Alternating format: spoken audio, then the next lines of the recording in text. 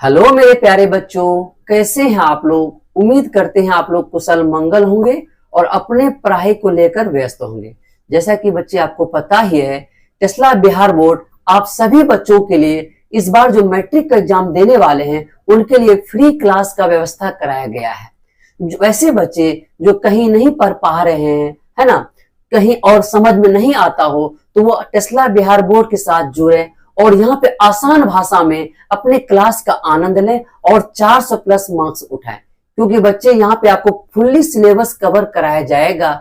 तो यहाँ पे अलग अलग सब्जेक्ट का अलग अलग टीचर भी रखा गया है। बच्चे मैथ का अलग, साइंस का अलग, हिंदी का अलग, संस्कृत का अलग, उर्दू का अलग और सोशल साइंस का दो दो टीचर रखा गया है। चलिए बच्चे, हम आपको जो बताने वाले हैं, तो आपको हिस्ट्री में यूरोप में राष्ट्रवाद पढ़ाने वाले हैं। यूरोप में राष्ट्रवाद में अब तक 2 लेक्चर आपको करा दिया गया है, पार्ट 1 और पार्ट 2।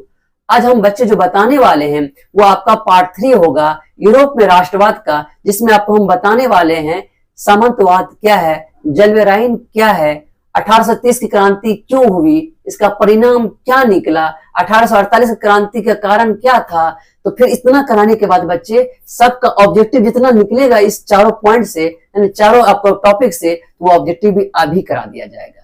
क्या बच्चे, चलते हैं आगे। चलिए पढ़ते हैं बच्चे, यूरोप में राष्ट्रवाद। तो बच्चे अब चैप्टर है आपका यूरोप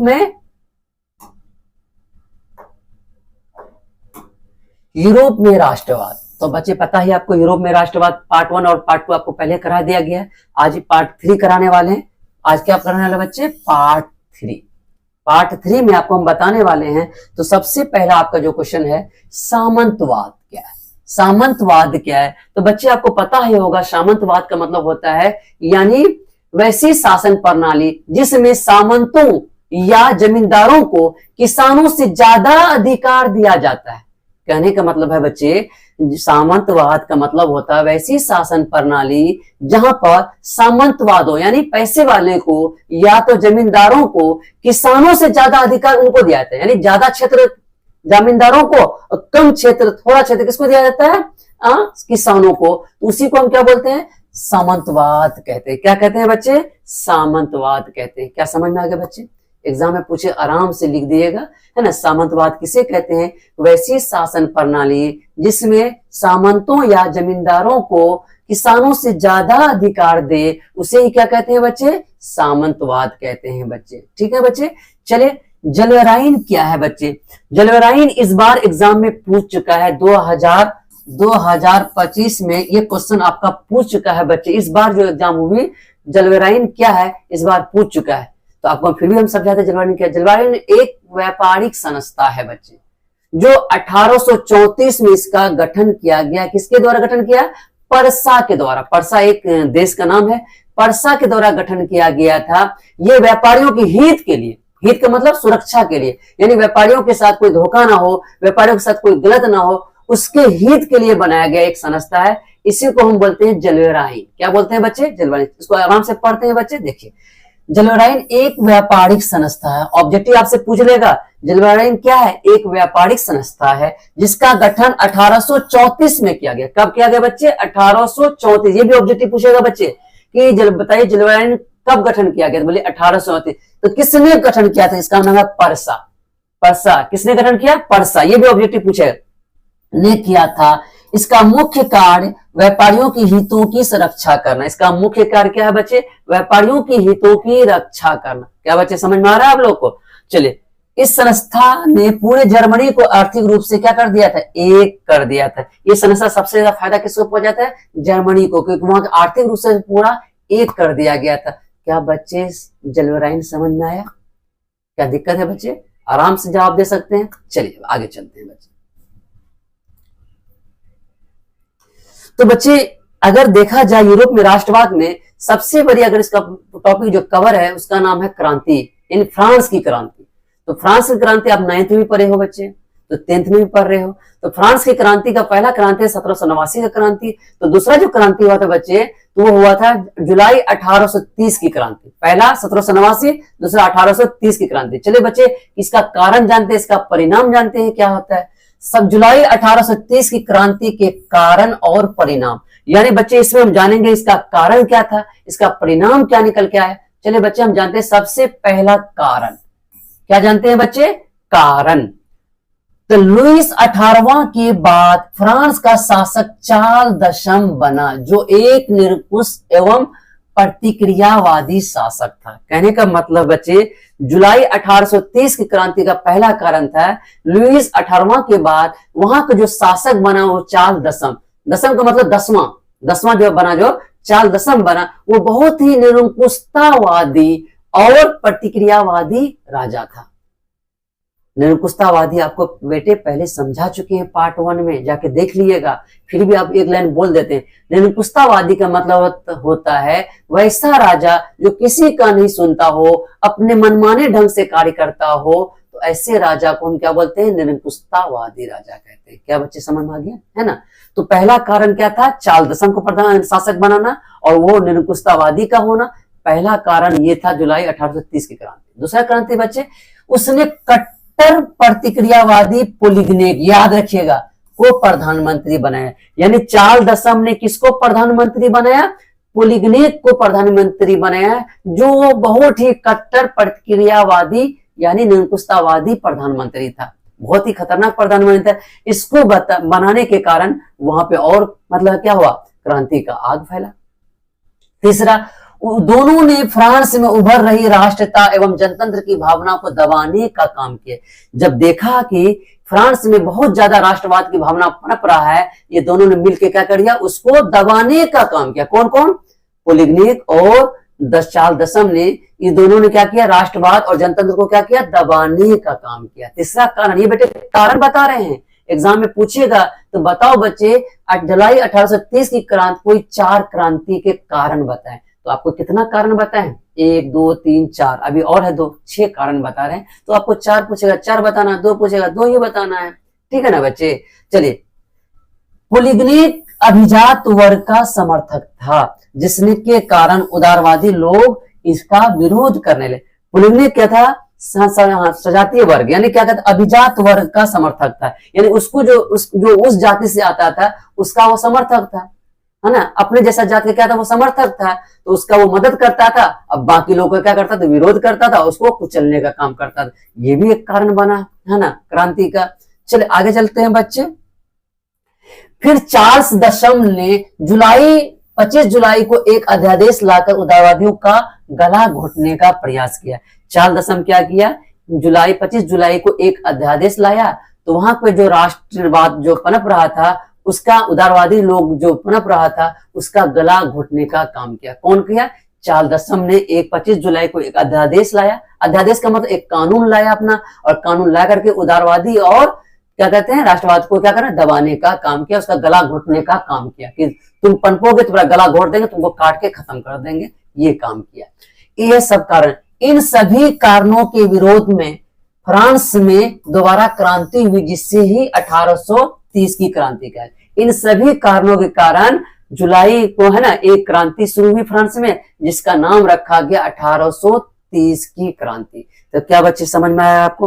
तो बताइए, अगर दिक्कत है तो बोलिए। तो इतना आसान भाषा में और कहीं नहीं मिलेगा बच्चे। बहुत ही आसान भाषा में आपको कारण दिए, ये एक बार पढ़ने पे आपको याद हो जाएगा। चले बच्चे आगे चलें। चलिए, अब हम बच्चे जानते हैं परिणाम। क्या जानते हैं बच्चे? परिणाम।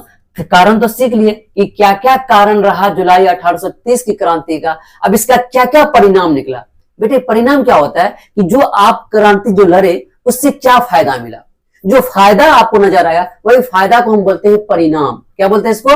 परिणाम। यानी इससे हमको क्या क्या फायदा हुआ। तो पहला फायदा हुआ, इस क्रांति ने कट्टरवादी विचारधारा को सत्ता से प्रभाव से निकाल दिया। इस क्रांति ने क्या किया? जो कट्टरवादी विचारधारा के जो शासक था, जैसे चार्ल्स दशम, है ना, उसको क्या किया? सत्ता से, पोलिगनेक सत्ता से क्या कर दिया? बाहर कर दिया। बाप निकलो तुम, हम क्रांति करें, तुमको लड़ करके यहाँ से भगा दिए, भगा करके उसको क्या कर दिया? खत्म कर दिया। उसको आप मतलब सत्ता से ही निकाल दिए। पहला परिणाम ये हुआ। कितना बड़ा परिणाम हुआ? यानी कट्टरवादी शासक को आपने भगा दिया इस क्रांति के कारण। दूसरा बच्चे, इस क्रांति ने वियना सम्मेलन का उद्देश्य को बेकार कर दिया गया। 1789 को क्रांति के बाद बच्चे एक वियना कांग्रेस का गहना क्या किया? उपलब्धियां हुआ था, है ना। उस क्रांति में क्या किया गया था? यानी जो चार्ल्स दशम था, बुर्बो वंश था, उसको फिर से स्थापित कर दिया गया था। तो उसको क्या कर दिया गया? समाप्त कर दिया, इसको खत्म कर दिया गया। दूसरा परिणाम ये फायदा हो गया। जो आप वियना कांग्रेस लाए थे, यानी पुरानी व्यवस्था को फिर से जो वापस लाए थे, है ना, राजा के बेटा जो राजा बनेगा उसको क्या कर दिया, फिर से समाप्त कर दिया गया, है ना। ये भी समझ में आ गया बच्चे। तीसरा, इस क्रांति ने अन्य यूरोप देशों में राष्ट्रवाद फैलाने का काम किया। बच्चे सबसे बड़ा इंपॉर्टेंट, ये जो क्रांति हुआ फ्रांस में, वहां को देखते हुए अन्य देश में भी मतलब क्या हुआ, जागरूक हुआ कि वहां जब क्रांति के कारण वहां पर आजाद हो गया वहां का क्या कहते हैं देश, तो हम अपने देश को भी आजाद क्यों नहीं करें। तो वहां भी क्रांति फैलने लगा, वहां भी राष्ट्रवाद भी फैलने लगा, जिसके कारण अन्य देश को भी जुनून जगा और अपने देश के प्रति राष्ट्रवाद को फैलाने का काम किया। तीसरा परिणाम ये हुआ बच्चे। चलिए, यह क्रांति पूरे यूरोपीय राष्ट्र को राजनीतिक रूप से, संवैधानिक रूप से एकीकरण में विकास का मार्ग काम किया। यह क्रांति के कारण अन्य देश में भी क्या किया, राजनीतिक तौर पर हो, संवैधानिक तौर पर हो, यानी एकीकरण करने में विकास का मार्ग बन गया। कौन, जुलाई 1830 की क्रांति। क्या बच्चे यहां तक समझ में आ गया।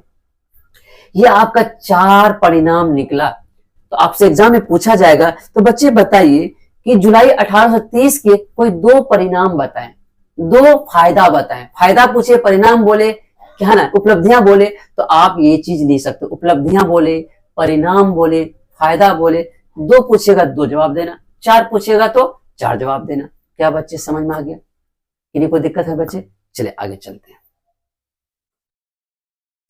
चलिए बच्चों, अब हम चलते हैं 1848 की फ्रांसीसी क्रांति के कारण। तो बच्चे आपको पता ही है, पहला क्रांति था 1789 का क्रांति, उसके बाद आया जुलाई 1830 की क्रांति। तीसरा और अंतिम क्रांति इसका नाम है ना, 1848 की फ्रांसीसी क्रांति। ये तीसरा कारण है और अंतिम कारण है। तो बच्चे इसको जानते हैं कि 1848 की क्रांति होने के क्या कारण थे। तो पहला, 1848 की फ्रांसीसी क्रांति लुई फिलिप को शासक काल में, है ना, शासन काल में हुई थी। इसके निम्नलिखित कारण थे। सबसे पहला कारण जो था, यानी 1848 की क्रांति का सबसे पहला कारण था लुई फिलिप का प्रधानमंत्री बनना, यानी लुई फिलिप का शासक बनना। ठीक है ना बच्चे। तो पहला कारण आपका लुई फिलिप था। ठीक है ना। दूसरा, लुई फिलिप क्या कर दिया, फिलिप ने जो नीति था वो बहुत ही कमजोर था। लुई फिलिप का जो नीति था ना वो बहुत ही कमजोर था, यानी वो अमीर को अमीर और अमीर बनाता चला गया, गरीब को और गरीब बनाता गया, जिसके कारण से भ्रष्टाचार का बोलबाला हो गया, है ना, और बहुत ही भुखमरी बेरोजगारी बढ़ गया। उसका नीति कमजोर होने के कारण ये भी एक कारण बना 1848 की क्रांति का। ठीक है ना बच्चे। तीसरा, लुई फिलिप ने अपना प्रधानमंत्री गीजो को बना दिया, जो कट्टर एवं प्रतिक्रियावादी और ये किसी भी प्रकार के सामाजिक आर्थिक सुधारों के खिलाफ था। क्या था, खिलाफ था। यानी क्या क्या, लुई फिलिप ने अपना प्रधानमंत्री गीजो को बना दिया गया। किसको बना दिया गया, जो कट्टरवादी विचारधारा का था। कौन विचारधारा, कट्टरवादी विचारधारा का था। और ये क्या था, ये चाहता ही नहीं था कि वहां पे कोई आर्थिक सुधार हो, सामाजिक सुधार हो, ये चाहता ही नहीं था। ये चाहता था कि हमेशा पुरानी व्यवस्था ही बना रहे, नया व्यवस्था लागू ना हो, ये यही चाहता था, है ना। चलिए आगे चलते हैं बच्चे। गीजो के काल में भूखमरी और बेरोजगारी थी, क्योंकि यहाँ पूंजीपतियों का साथ देने लगा, क्योंकि यह क्या कर रहे, पूंजीपतियों के साथ। गीजो के शासन काल में वहां भूखमरी और बेरोजगारी चरम पर था। क्या था, चरम पर था। और उसने पूंजीपतियों का साथ देने लगा और गरीब मजदूरों का, किसानों का क्या करना है, उसका गला घोटने का काम किया। ये भी एक कारण बन गया बच्चे।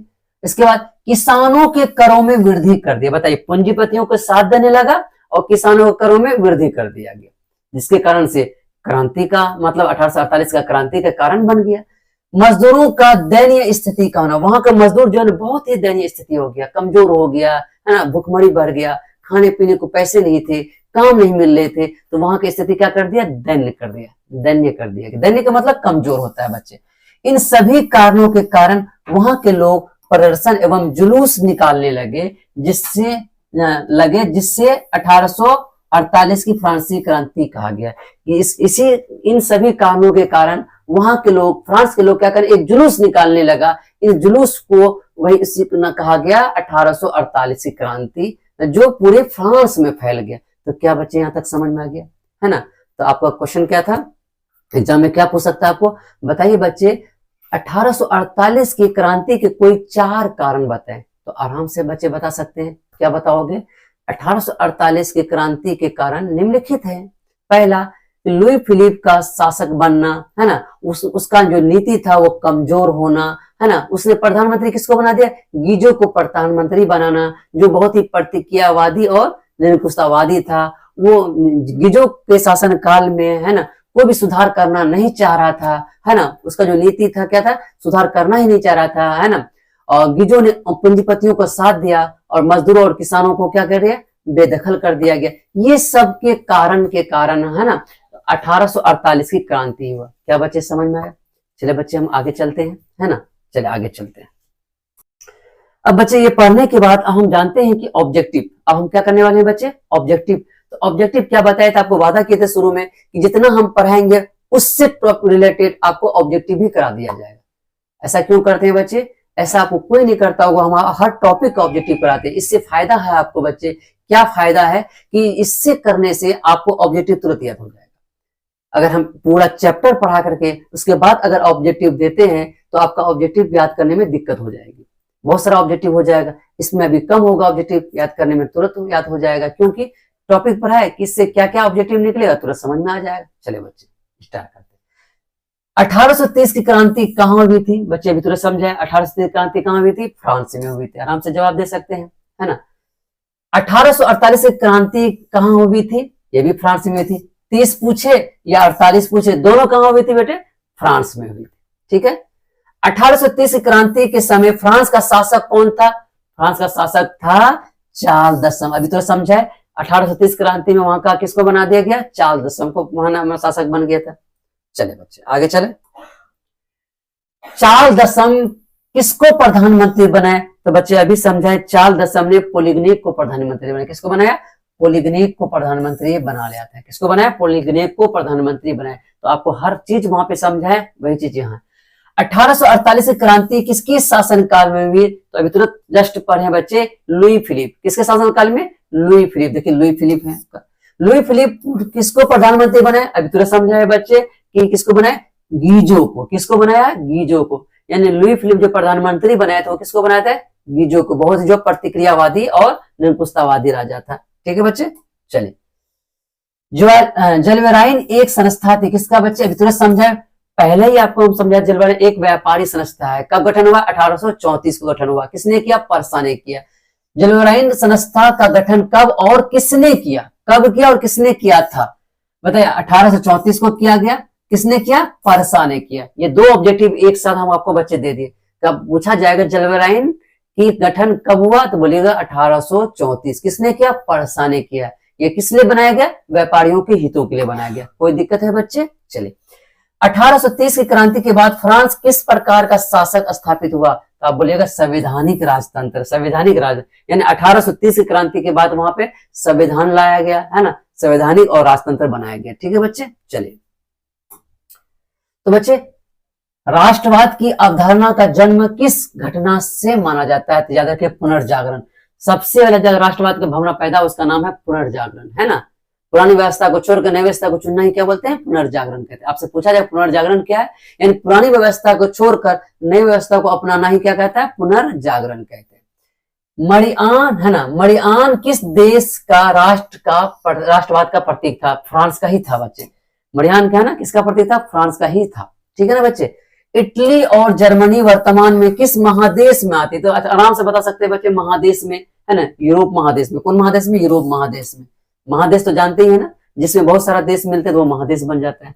चलिए, और है बच्चे, रोमानीवाद क्या है? यह एक सांस्कृतिक आंदोलन है। रोमानीवाद आपसे पूछा जाए क्या है, बोलिएगा एक सांस्कृतिक आंदोलन हुआ था, ठीक है ना, रोमानीवाद। फ्रेंड्स ऑफ इटली नामक संस्था का स्थापना किसने की थी बच्चे? मैजनी ने की थी। फ्रेंड्स ऑफ इटली नामक संस्था, क्योंकि ये इटली का था ही, इटली का गठन किसने किया था? मैजनी ने। फ्रेंड्स ऑफ इटली का नामक संस्था का गठन किसने किया? जहां इटली आ जाए तब बोल दिएगा मैजनी ने। सूडान का युद्ध किसके बीच हुआ था? आपको पता है, परसा और, है ना, फ्रांस के बीच। फ्रांस और परसा के बीच। ये तो ऑब्जेक्टिव हो सकता है, इस बार पूछे सूडान का युद्ध किसके बीच हुआ था? परसा और फ्रांस के बीच में। सूडान का युद्ध किसकी हार हुई थी? अब बता, जब परसा और फ्रांस के बीच युद्ध हुआ था, किसकी हार हुई थी? तो पर्स आपका ऑस्ट्रिया की हार हुई थी। ऑस्ट्रिया, क्योंकि वहां पे शासक कौन था? ऑस्ट्रिया था। पर्सा में कौन मतलब शासक कर रहा था? ऑस्ट्रिया कर रहा था। तो ऑस्ट्रिया की वहां पे हार हो गई। ठीक है ना बच्चे। चलिए, सूडान युद्ध कब हुआ था? 1870 ईस्वी में आपको पूछा जाएगा। देखिए, सूडान से रिलेटेड आपको जितना ऑब्जेक्टिव आ रहा सब करवा दिया गया। सूडान का युद्ध कब हुआ था? 1870 ईस्वी में हुआ था। ठीक है ना बच्चे। सन 1870 में फ्रांस और पर्सा के बीच जो युद्ध हुआ था उसका क्या नाम था? सूडान में। कहां में हुआ युद्ध हुआ था? उसका नाम क्या था? सूडान में। कहां पे युद्ध हुआ था? सूडान में हुआ था। यानी फ्रांस और पर्सा के बीच जो युद्ध हुआ था वो कहां हुआ था? सूडान में हुआ था। ठीक है बच्चे, ये आपका ऑब्जेक्टिव क्लियर हो गया बच्चे। अगर वीडियो अच्छा लगा हो तो चैनल को सब्सक्राइब करें और अपने दोस्तों को भी बताएं, क्योंकि आपके सब्सक्राइब से, आपके शेयर से मोटिवेट होते हैं, जिससे हम लोग है ना वीडियो बनाने के लिए प्रेरित होते हैं। जय हिंद बच्चे, नमस्कार।